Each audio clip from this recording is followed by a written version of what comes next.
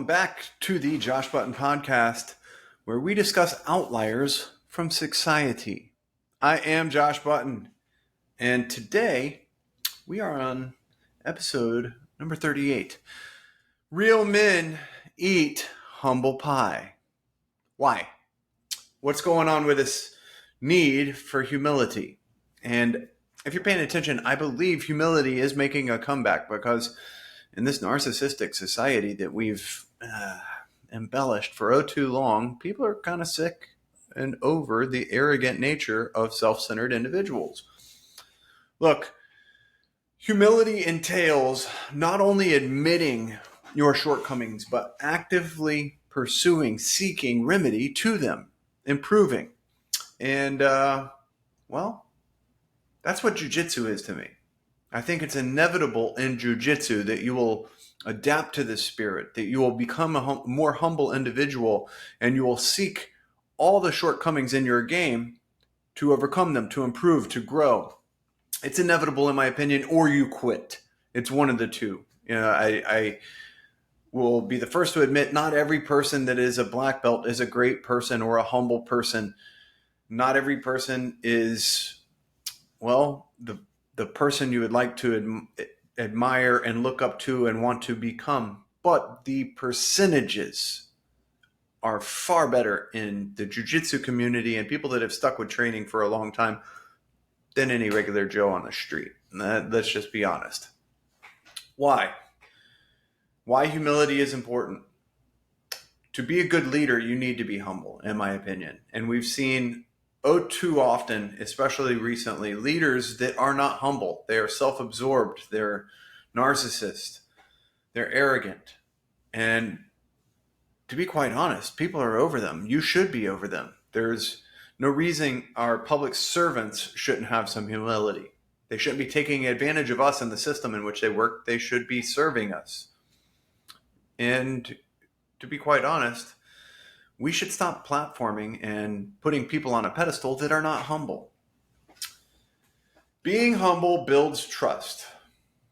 If you cannot trust your training partners, if you're in jiu-jitsu, or the authority figures that we've platformed and pedestaled, what good are they? Really, what good are they? A lot of the times you'll learn that on the mats. Look, we're going to talk a lot about jiu-jitsu today because I believe jiu-jitsu is an absolute gold mine, a perfect tool for helping instill humility. It is what it is. Nobody steps onto the mats on day one and is ready to conquer the world. Most of the time, day one is nothing more than a learning experience that you are not who you might have thought you were, and your capabilities are not where you might have thought they were. The reality is that a lot of us have this false perception of what we are capable of and what we are until we try ourselves, until we test ourselves, until we engage the real discomfort and the real challenge and just find out. Pursue the truth. It's a beautiful thing about jiu-jitsu. You will find out the truth about yourself on the mats. Humility facilitates learning. It facilitates it. If you are not humble, you cannot have a growth mindset. Most likely you can't have a positive mindset without humility. But you can't have a growth mindset, actively pursuing more, actively pursuing improving and erasing shortcomings, erasing your weaknesses, erasing the things that you use as crutches in life, on the mats, all throughout your existence day to day. We all have trials. We all have things that we struggle with. A lot of us struggle with procrastination. You can't procrastinate in the middle of combat. You cannot procrastinate in the middle of a roll. You cannot put things off for later. That's how you get submitted. That's how you lose. That's how you acquiesce a bad position. That's how you lose. I love jiu-jitsu as a tool to help instill humility. And there's a plethora of reasons, but let's go over some of them. One, you will learn to be coachable. It's inevitable, or you will quit. You will either accept the information from those with more experience than you, those with the actual know-how, how to defend themselves. Simple little exercises like framing, simple little things like, well, stopping somebody from choking you out really quickly, learning how to stay on your feet with individuals and not let them take you down, learning how to survive. You must become coachable. It's reality. If you cannot become coachable, if you cannot adapt to being a coachable person, you will quit. You will not survive it. You will learn to accept failure and defeat. It's inevitable for all of us all the time in life. You will fail. You will be defeated. How you respond to that is where the growth is, where the magic is. How you respond to failure. You will learn far, far more failing and being defeated than you will conquering and winning. And it's not going to come easily, those things. You will have to adapt to failure and defeat. You will have to learn how to turn failure and defeat into an opportunity to learn, to change, to adapt, to grow. In jiu-jitsu, you will also have to learn to celebrate the success of others.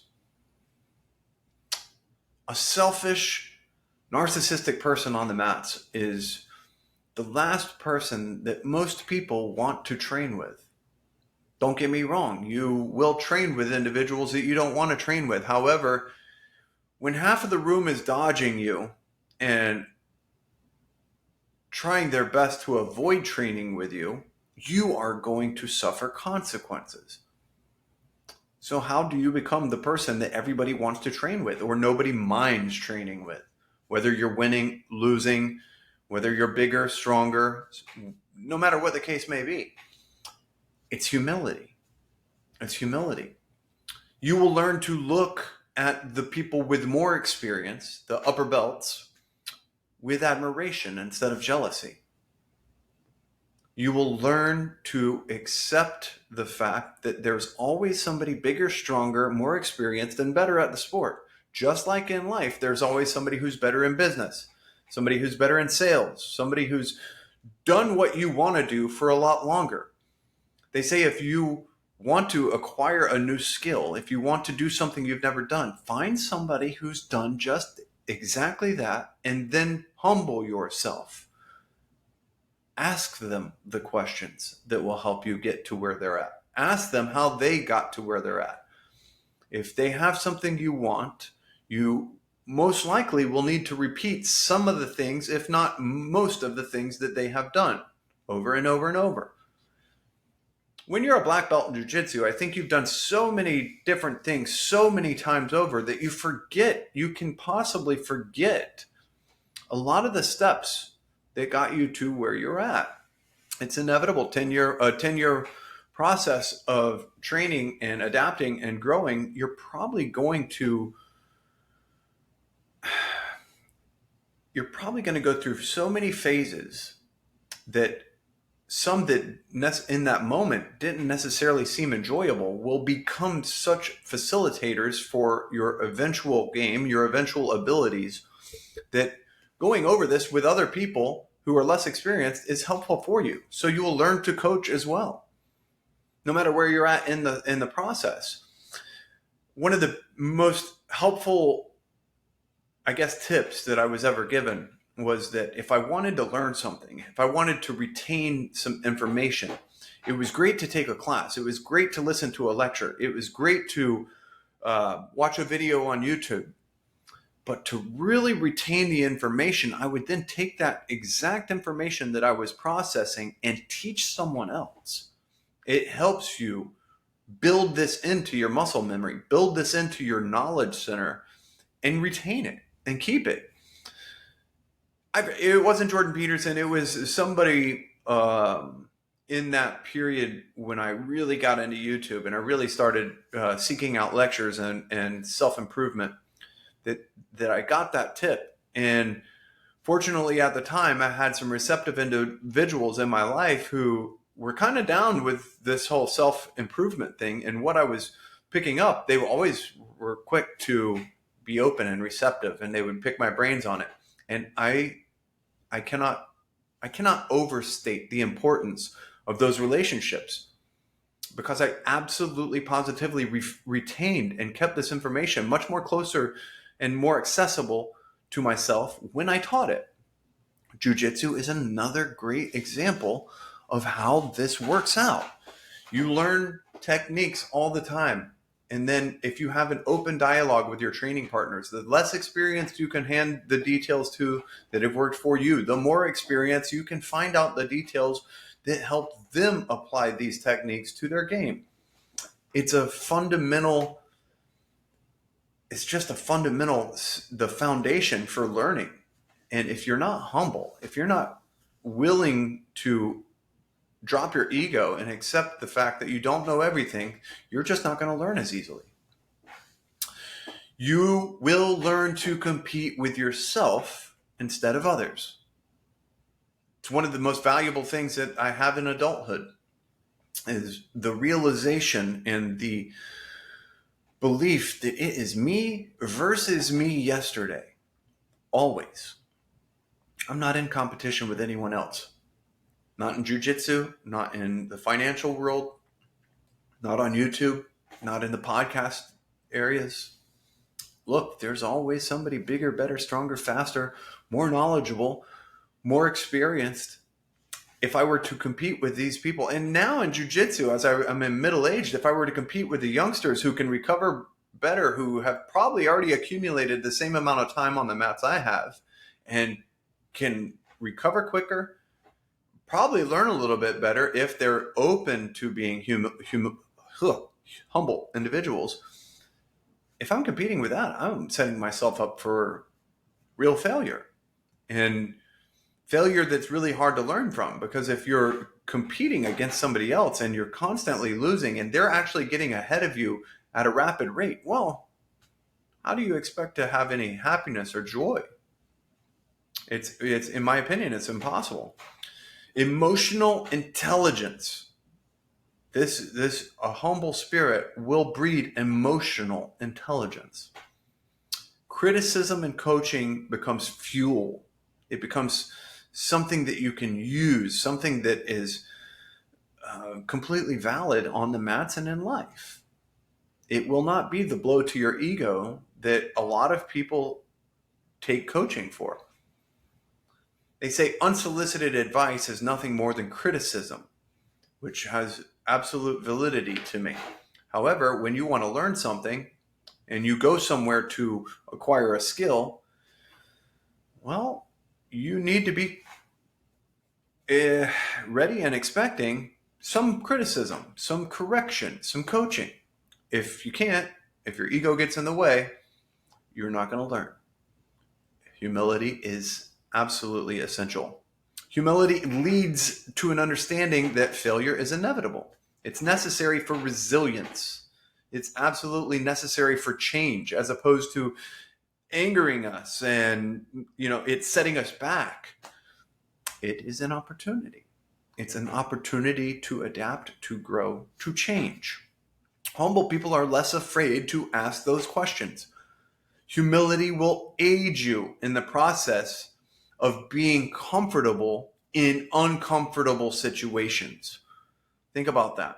It will aid you in the process of being comfortable with being uncomfortable. This is when you become unstoppable.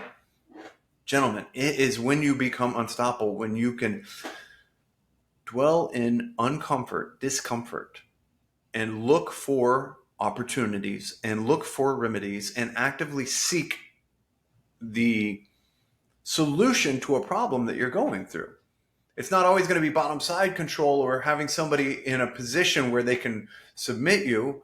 Sometimes it's going to be getting a ticket from a police officer. Sometimes it's going to be dealing with a boss who you swear has it out for you. Sometimes it's going to be in your relationship with your significant other. Being comfortable, being uncomfortable allows you to be honest. It's not always easy to tell somebody else how you really feel, what's really going on with you. But humility and being comfortable in an uncomfortable but necessary situation will absolutely assist you and aid you in this. Humility is the perfect antidote to the self-fixated spirit of our age, the narcissistic me society. It's me everywhere you look. Social media, on the roads, people cutting you off, people on their phone while they're driving and not paying attention to what's really important, and that's surviving the trip from A to B. This one, I do my best not to let it bother me, but I cannot lie. It does. Every day almost I encounter somebody who's putting other lives in jeopardy by being completely selfish, so self-fixated, narcissistic. If you're that guy in jiu-jitsu, you will become the person that people are dodging, the person that people do not want to train with. I cannot speak highly enough about martial arts. This will help instill principles and a spirit in you that will make you a better leader, make you a better husband, make you a better father, make you a better, cornerstone of your culture and your society, and somebody that is trustworthy and is a good leader, somebody that will be looked to as valuable, a resource, as opposed to somebody who's just self-absorbed and selfish and narcissistic. Aren't we all over arrogant, narcissistic individuals that are not trustworthy? The more we instill these things into our lives, the better we become, the better our networks become, our families become, the better the world becomes. This is just a fact of the matter. All right, so how can we boost a humble state of mind then? How can we choose to eat humble pie? There's several techniques. The tool of choice, if I'm offering this to anyone, is a martial art. Go learn a martial art. Go put yourself out there. Engage discomfort in that way. I guarantee you it won't be easy, but I also guarantee you it will 100% be worth it. And it might take you a little longer to start to see the value in it than others, or you might take to it right away. I wrestled in high school, but when I started jiu-jitsu, I was already over the hill, so to speak. And I was actually doing it for a couple young men. And my entire motivation for it was the attributes that I thought would be instilled in their lives. Little did I know, I instantly knew there was more to the reason I was on the mat than just those gentlemen. It was, even late in life, absolutely perfect for what I was going through myself, for all of the inspiration that I already had to make myself a better person, all of the things that I knew I had as shortcomings that I was struggling and working desperately to overcome, I knew would be, it would all be aided by putting myself here voluntarily and learning and adapting and growing.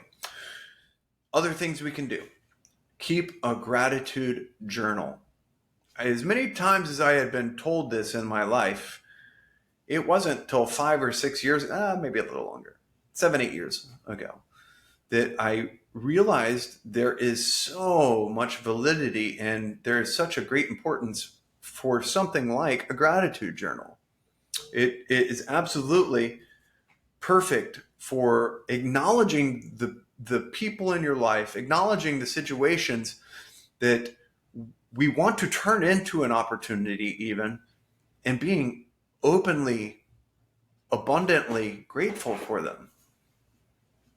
The people and the things that we are grateful for, if we write it down, if we take note and we consciously accept that these people and things are in our life for a reason, and that we can attribute that to whatever you would like to, but understand that it's for a purpose.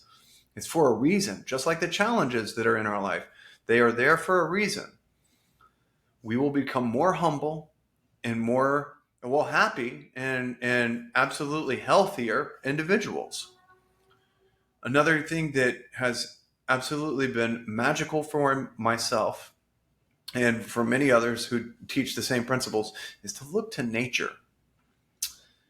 When I moved to the West Coast, the first and the second times, I've gone out a couple different times, the Pacific Ocean and the ocean everywhere for that matter, but the Pacific Ocean was absolutely an abundant source of therapy for myself. And the mountains there, the views on the hikes, the sunsets, the sunrises, the ocean waves, the energy there in the Pacific, all had such a profound impact on my life. And when I was struggling to overcome parts of myself that I wanted to leave in the past and things that I wanted to change, it was therapeutic, 100%. It allowed me to be grateful for life itself, for this magnificent creation. And yes, I am a creationist 100%. This magnificent creation that it's so magical. When you really, really, really pay attention to it and take it in, it's so magical. Look, you might not have the Pacific Ocean and the mountains and the ocean there readily accessible, but the stars in the night sky, storms, rivers, waterfalls, the seven wonders of the world are what they are for a reason. They bestow upon us such a magical impact. And if we really pay attention to just the way this system works, where we live, the abundance of life, the abundance of energy all around us, it will help harbor that awareness, that sense of gratitude that will help us and instill a more humble spirit. Our place in the universe, each of us are very special. We are snowflakes, so to speak. We are different from one another. But in the grand scheme of things, can you see this magical system that we are all a part of?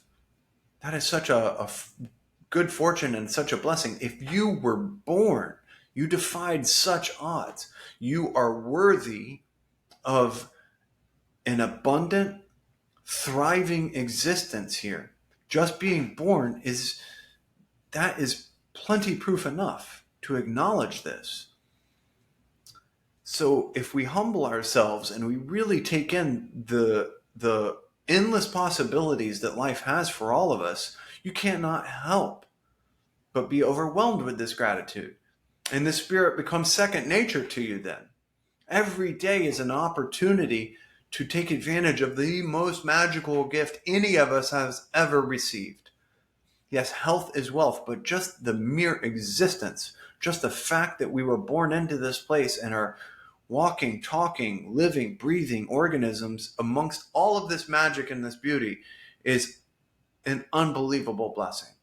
And boy, we really should not take it for granted, not even for 1 second, not even for 1 minute.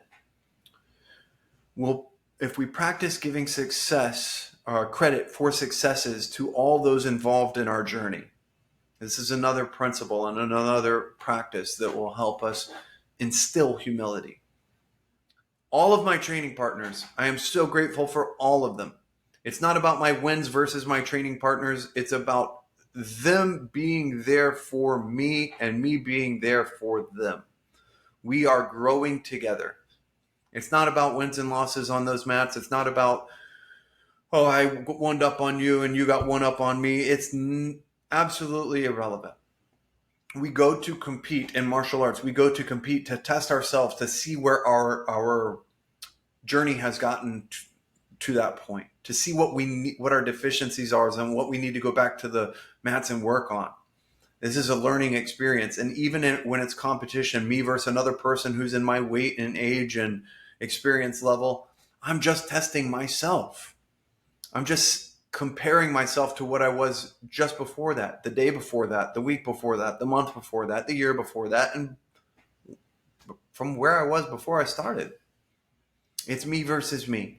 And every single person that has a role in my development is crucial. They're all super important. The people that I may be more physically gifted than, the persons that are more physically gifted than me, we all have a role in each other's development, and giving all of them, my teachers, my training partners, all of them the credit for my successes will help me be a more humble, more trustworthy, better individual, a better leader. Humility is a highly likable trait. We are all far more attracted to those who are not arrogant, those who are not pretentious, those who are not greedy, those who are not self-centered. And that is why real men eat humble pie. This is another layer of misogi. Challenge yourself to become a more and more humble person. Challenge yourself to turn all of your failures, all of your defeats, all of your shortcomings into opportunities to grow, to be a better person, to be a stronger leader, to have a real impact in changing the world for the better. This is our job. Create the kingdom of heaven right here on earth. And gentlemen, we can do that by being more humble. I am going to put together content for YouTube, and the next video, I do believe, will be based upon humility. Why real men eat humble pie. Thanks for joining me today. If you are on my YouTube, please like and subscribe. And if you're listening on any other place where you get your podcast, thanks for listening. Thanks for joining me. Look forward to sharing the next episode with you, and I will talk to you all again very soon.